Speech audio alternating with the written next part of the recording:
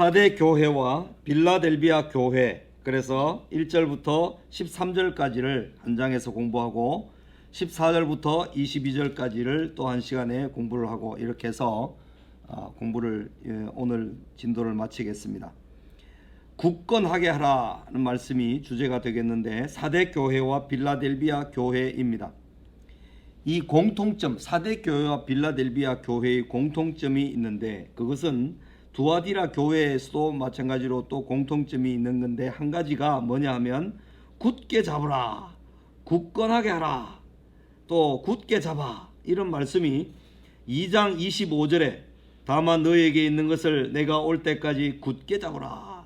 그 다음에 3장 2절에 보면 그 남은 바 너는 일깨어 그 남은 바 죽게 된 것을 굳건하게 하라. 그 다음에 3장 11절에 가서 보면 내가 속히 오리니 네가 가진 것을 굳게 잡아 아무도 네 멸류관을 빼앗지 못하게 하라. 이런 말씀이 겹쳐져 있기 때문에 굳게 잡으라, 굳게 하라, 이런 말씀이 공통적으로 들어있고, 또 한 가지는 이 사대 교회와 빌라델비아 교회에 주시는 말씀의 공통점이 도둑같이 이르니 속히 오리니 하는 말씀이 또 있습니다. 이 두 말씀은 모두 이미 주어진 사실이 있는데 그것을 굳게 하고 굳게 잡으라는 의미가 있습니다. 이미 매우 분명하게 주어진 것인데 주어진 것을 왜 그렇게 굳게 하고 분명하게 잡으라고 말씀을 강조해서 하시는가, 이런 의미는 우리가 잘 이해해야 합니다.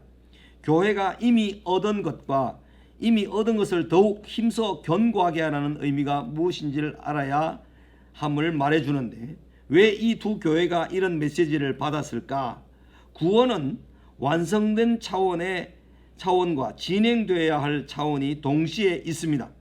완성된 차원이란 칭의의 구원의 측면을 말하고, 진행되어야 할 차원은 성화의 구원의 차원을 말합니다.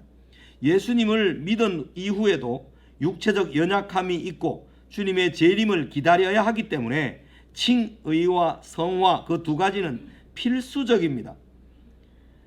나는 칭의만 가지고 다 끝났다 이렇게 생각해서도 안 되고, 나는 칭의는 없는데 성화되어 가는 중이다 이렇게 하는 것은 다 잘못입니다. 그 두 가지가 동시적으로 우리에게 다 있는 것입니다. 거기에다 한 가지를 더 한다면 영화죠. 영화.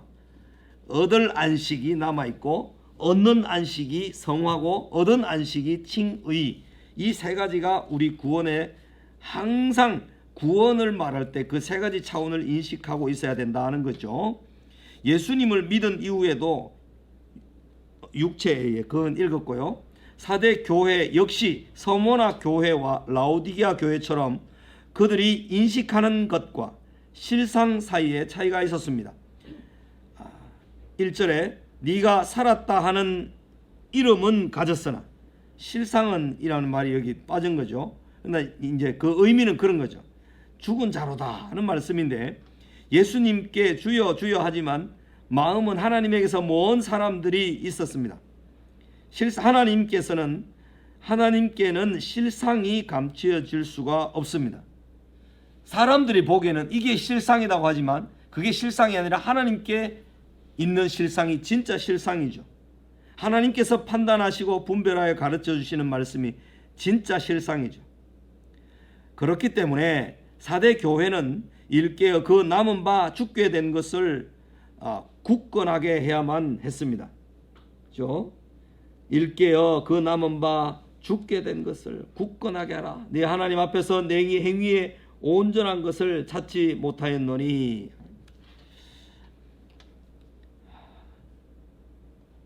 네가 살았다는 이름은 가졌으나 실상은 죽은 자로다 했는데요. 사대 교회는 그 밑에 몇 줄 더 내려갔어요. 사대 교회는 영적인 혼수 상태에 있었습니다. 완전히 죽은 것은 아닙니다. 그러므로 살아있는 것을 굳게 붙잡아 그것을 활력 있게 하라는 의미의 말씀입니다. 주님께서 베드로에게 하신 말씀과 비슷합니다.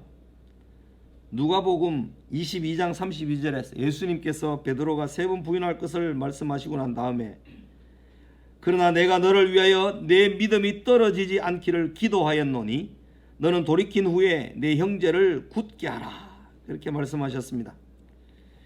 내 행위를 내가 아노니라는 이런 표현은 여러 번 반복되는데 이 말씀이 모든 교회에 반복되는 것을 봐서 하나님은 교회의 행위를 정확하게 아시는 분입니다. 우리 개인의 마음을 다 헤아리시고 우리 속에 있는 은밀한 것까지 다 알고 계시는 분이죠. 하나님께 감추어질 것은 아무것도 없습니다. 예수님은 어린 양의 7 영의 눈을 가지신 분이시기 때문입니다. 사대 교회는 역사적으로 파수꾼들이 자기 직무를 소홀히 하는 바람에 2번이나 함락되었었습니다. 난공불락으로 여겨지던 절벽과 성벽 위로 적의 군대가 몰래 기어 올라오는 것을 발견하지 못해서 주전 547년 그리고 주전 214년에 사대 성은 2번씩이나 함락되었습니다. 이것은 교회를 책망하는 것과 연관되었을 것입니다. 교회의 잘못된 자기만족 그리고 방심은 멸망의 길을 재촉하는 재료가 됩니다.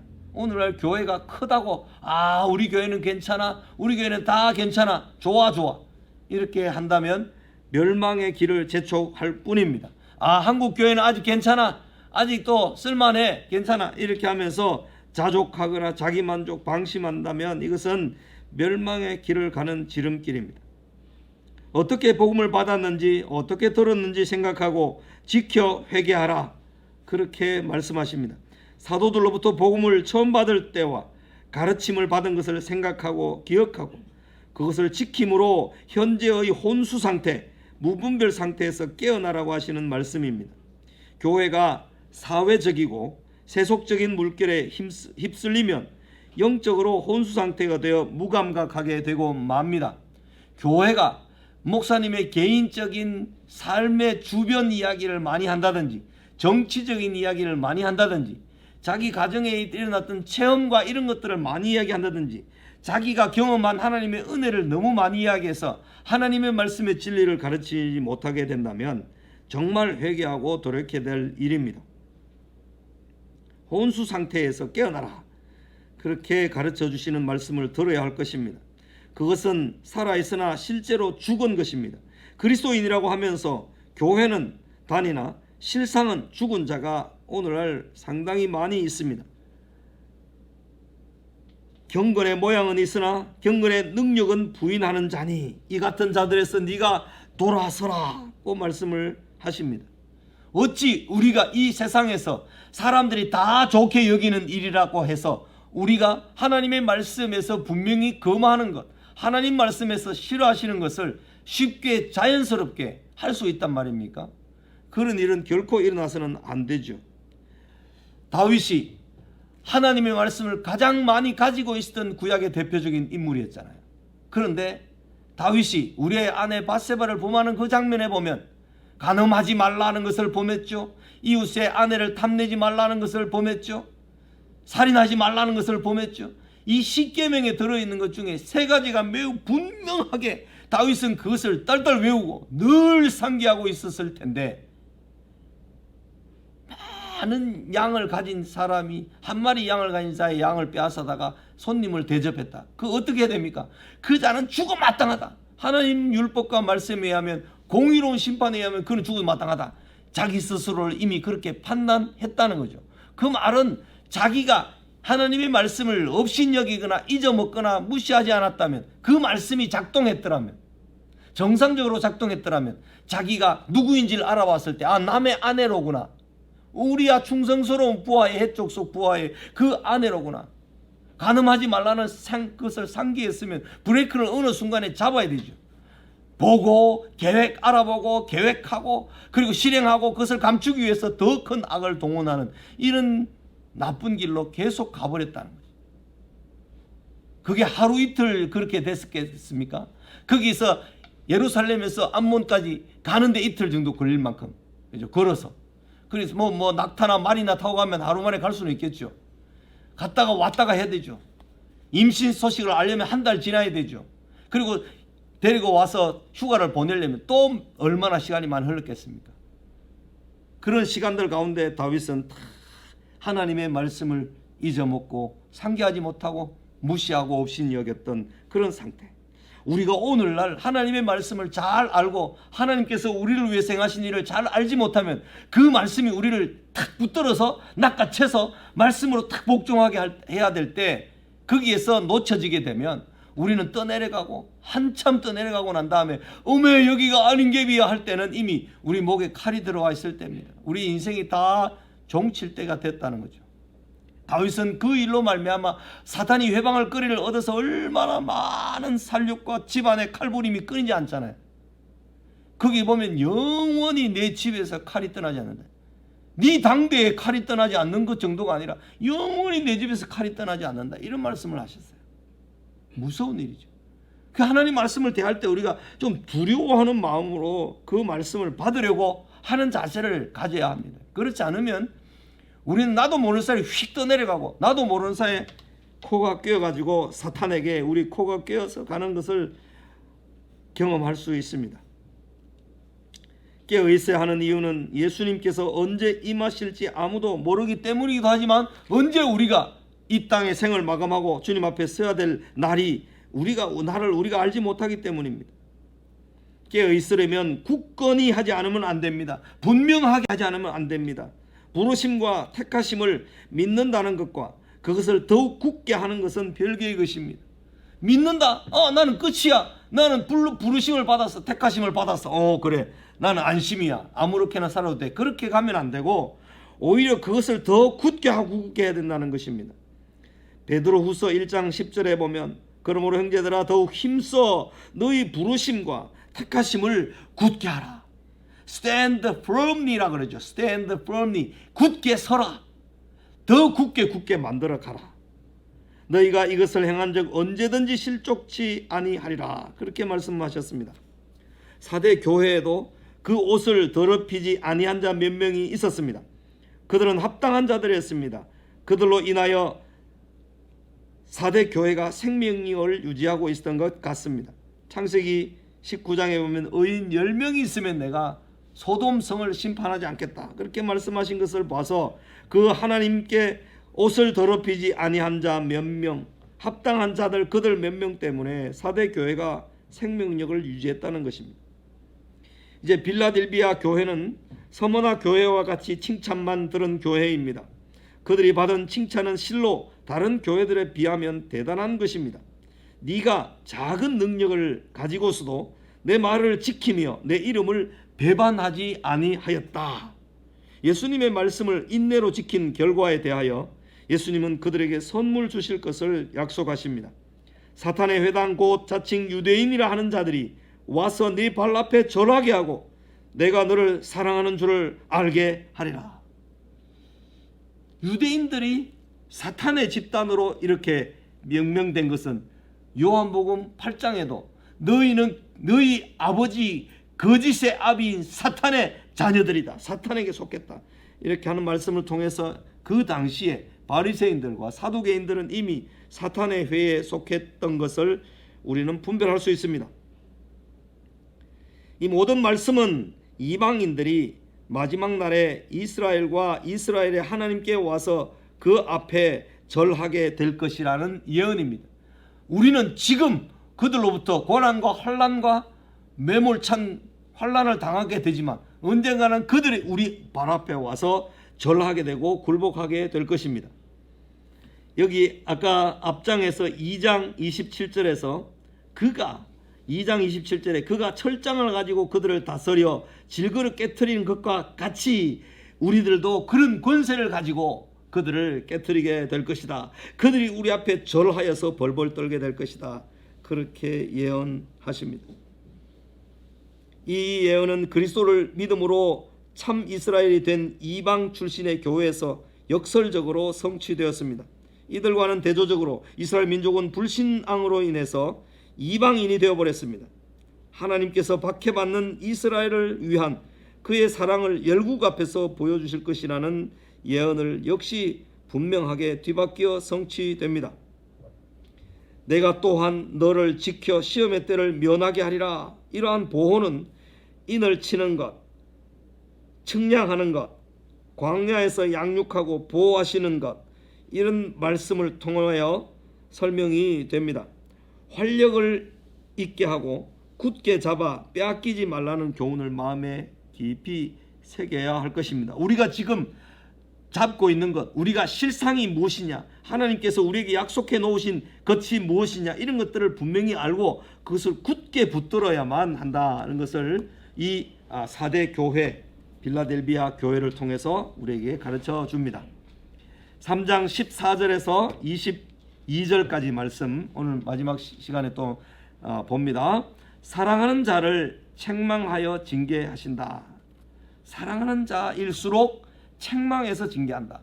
하나님께서는요, 우리에게 말씀을 주실 때 교훈하는 말씀을 주시기도 하고, 우리가 죄에 빠졌을 때 책망하는 말씀도 주시기도 하고, 그것을 다시 바르게 하시는 말씀도 주시기도 하고, 의로 교육하기에 유익한 말씀을 계속 주십니다. 우리가 항상 교훈과 의로 교육하는 말씀을 받으면 좋겠는데, 악에 빠지고 더러운 데 빠지게 되면 책망을 들어야 됩니다. 그 책망을 어디에서 누구로부터 듣는가 하면 하나님의 말씀으로부터 듣는데, 우리가 나이가 50이 되고 60이 되고 70이 되고 80이 되어도 하나님의 말씀과, 하나님은 우리를 책망하실 때 그 앞에 우리는 어린아이같이 엎드려서 주여 그러하옵니다, 제가 이 말씀을 받들겠습니다 하고 겸손하게 받을 수 있는 대상이 하나님과 하나님의 말씀밖에 없습니다. 오늘 목사님이 뭐라고 지적을 하거나 막 설교상에서 뭐라고 그러고 책망하면 내게 하시는 말씀 같다 이렇게 받으면 되는데, 저거 나를 겨냥해서 나의 정보를 알고 내게 대해서 말씀하는 거다 뭐 하면서 삐지고 화나면 안 되죠. 그것은 사람의 말로 받는 것이죠, 하나님의 말씀을 들을 때. 그래서 책망하시는 말씀을 하나님께로부터 받아야만 됩니다. 그것이 성도의 삶입니다. 하나님은 자기의 사랑하는 자녀들이 악함에 빠지거나 게으름에 빠졌을 때, 혹은 강하게 하고 굳세게 하시기 위해 책망하여 징계하십니다. 히브리 12장 6절에서 주께서 그 사랑하시는 자를 징계하시고 그가 받아들이시는 아들마다 채찍질하심이라, 그렇게 말씀하셨습니다. 라오디게아 교회는요, 상업의 중심지였고 번성하는 의학, 섬유 산업의 현장이었습니다. 제가 우리 노회에서 목사님들이 이 터키에 갈 때, 그때 제가 못 갔습니다. 터키 7교회를 한 바퀴 쫙 돌아왔으면 훨씬 실감 있게 할 텐데, 라오디게아 교회에 있는 이 지역에는 치료하는 온천물, 그 다음에 바위가 하얗게 되어 있는 그 바위 같은 데서 온천물이 솟아나오는 그런 곳이 있는 곳입니다. 이 상업의 중심지, 번성하는 의학, 섬유 산업의 현장이었고, 주 60년에 지진 피해를 입었지만 제국의 재난 구조를 거부할 만큼 자급자족적인 도시였습니다. 그런 형편의 도시여서 교회도 그런 교만한 비슷한 자세를 가지고 있었던 것 같습니다. 라오디게아는 제우스 숭배로 유명한 도시입니다. 오늘까지도 로마의 많은 건축물 유적들이 남아있는데요, 이 도시를 끼고 흐르고 있는 라쿠스 강의 물은 흙탕물이어서 마실 수가 없었고, 이 도시의 남쪽 8km 떨어진 곳으로부터 수로를 통해서 공급된 물은 온천수로 광물질이 풍부했습니다. 히에라볼리, 여기가 온천으로 유명한 곳인데요, 이 히에라볼리의 뜨거운 물은 치료하는 효과가 있었고, 골로세스의 차가운 물은 마실만하며 생기를 북돋아주는 효과가 있었습니다. 그러나 라오디게아는 미지근한 물만 공급받았습니다. 그 물은 맛이 없는 데다가 구토를 유발했습니다. 그런 형편을 염두에 두고 차든지 뜨겁든지 하기를 원하노라, 그렇게 말씀하신 것이 아닌가. 그러니까 이런 지역적이고 환경적인 것과 함께 라오디게아 교회가 가진 특징을 그렇게 이제 대입해서 말씀하신 것이 아닌가 생각이 됩니다. 예수님은 내 입에서 너를 토하여 버리리라고 말씀하셨는데요, 백성의 죄악이 넘치면 그 땅에서 토의 내침을 당하리라고 레위기에서 2번이나 말씀하셨습니다. 차지도 뜨겁지도 않은 것은 17, 18절에 자기 만족과 착각에 빠진 상태와 관계되어 있습니다. 3장 17절 18절에 보면 네가 말하기를 나는 부자라 부유하여 부족한 것이 없다 하나 네 곤고한 것과 가련한 것과 가난한 것과 눈먼 것과 벌거벗은 것을 알지 못하는도다, 이렇게 말씀을 하셨습니다. 실상은 가난하고 그런 존재이지만 자기 스스로가 나는 부자요 부유하다 다 있다 이렇게 말했던 것입니다. 그들은 분명 착각에 빠져 있었습니다. 실상은 곤고했고 가련하였고 가난했고 눈이 멀었고 그런 상태였습니다. 라오디게아 교회에 칭찬이 전혀 없었다는 것은 그런 교회를 예수님은 내가 사랑하는 자라고 19절에서 말씀해 주셨습니다. 이것은 바울이 문제투성이었던 고린도 교회에 대하여 많은 감사를 말하면서 편지를 쓴 것과 비슷한 의미입니다. 아무리 교회가 연약하고 아무리 형편이 없고 아무리 다 무너져 같은 교회라 할지라도 그 교회에 하나님께서 사랑하시는 영혼 한 명을 위하여 하나님께서는 그 교회를 사랑하신다, 귀하게 여기신다, 그런 눈으로 교회를 바라봐야 합니다. 고린도 교회에 문제가 얼마나 많았습니까? 가장 문제가 많았던 교회가 고린도 교회였습니다. 그러나 가장 많은 감사를 표현한 바울의 표현이 고린도 교회에 있습니다. 문제가 많을수록, 죄가 많을수록 하나님의 은혜와 긍휼이 더 크게 필요하고 실제로 더 그렇게 간구해야 합니다. 하나님께서는 그런 교회들에 대해서 더 애틋한 마음으로 더 커다란 사랑으로 책망하시며 징계하십니다. 이 라오디게아 교회는 엄청난 교만, 영적 교만에 빠져 있었습니다. 그들은 어쩌면 영적이고 내적인 삶의 헌신보다는 외적인 부를 자랑했습니다. 스스로 부족한 것이 없다고 여기는 것 자체가 이미 심각한 병에 걸려 있음을 말해줍니다. 17절에는 불경건한 세상 제도와 기꺼이 교류함으로 물질적으로 번영한 불신자들을 언급할 때 쓰는 단어였던 부자, 부요라는 말이 쓰였습니다. 그것들은 우상 숭배를 조장하는 바벨론과 음행한 믿지 않는 상인들을 가리킬 때 쓰이는 부자, 부요라는 말입니다. 호세아 12장 8절에서 에브라임이 말하기를, 에브라임 지파가 요셉의 후손으로 가장 많은 복을 받고 큰 복을 받은 지파가 에브라임입니다. 나는 실로 부자라, 내가 재물을 얻었는데 내가 수고한 모든 것 중에서 죄라 할 만한 불의를 내게서 찾아낼 자 없으리라 하거니와. 호세아 당시 여로보암 2세 주전 750년대입니다. 이때 이스라엘에는 혼합주의적인 사상으로 하나님 유일신을 다 버렸습니다. 그럼에도 그들이 매우 부유했기 때문에, 부유를 누렸기 때문에 그 생각은 더욱 정폭되었던 것 같습니다. 그러나 여호와께서는 그들의 실상을 보잘것없다 그렇게 정죄하셨습니다.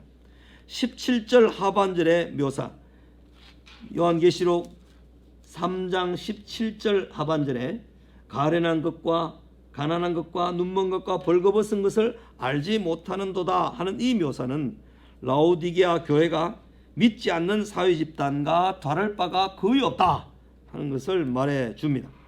이 세상을 더럽다 하여 산속으로 드러나는 것은 하나님의 뜻이 아닙니다. 이 세상에서 구별 없이 거룩함 없이 살아가면 더더욱 주님께서 토에 내치실 것입니다. 이 거룩함이라는 말은 구별됨이라는 말과 동일한 의미로 쓰는 단어입니다. 불로 연단한 금을 사서라는 말씀은 불순물 즉 우상숭배를 함으로 물질적 풍요를 누리는 타협을 씻어내라는 의미입니다. 그것은 정결한 삶과 직접적으로 연결되어 있습니다. 그러므로 흰 옷을 사서 입어 벌거벗은 수치를 보이지 않게 하라는 충고를 받았습니다. 그럼 벌거벗고 다닌다는 거죠. 벌거벗고 다닌다는 것은 자기가 수치를 모른다는 거죠. 이것이 4대 교회와 대조됩니다. 4대 교회 중에 몇 사람이 옷을 더럽히지 않았기 때문에 흰옷 입은 그 사람들로 인하여서 그 4대 교회가 유지되었던 것과는 상당히 대조적이죠. 라오디게아 교회와 같은 형편은 용과 그의 하수인인 짐승, 거짓 예언자들 및 귀신들이 활동하고 있음을 말해줍니다. 18절에 삼중 권면 즉 불로 연단한 금을 사서 자신의 삶을 정결케 하고 흰옷을 사서 입음으로 벌거벗은 수치를 보이지 않게 하는 거룩함과 구별됨을 위하여 가난도 불사하고 안약을 사서 눈에 바름으로 영적인 분별력과 감각을 갖도록 하는 것은 오늘날 우리들에게도 절실한 것입니다. 문 밖에 서서 두드리시는 이라는 말씀의 초점은 재림보다는 임박한 현재의 조건적 강림에 맞추어져 있습니다. 주님은 항상 우리 문 밖에 서서 부르십니다. 우리 이름을 부르면서 우리를 녹화하십니다. 우리와 대화하기를 원하십니다.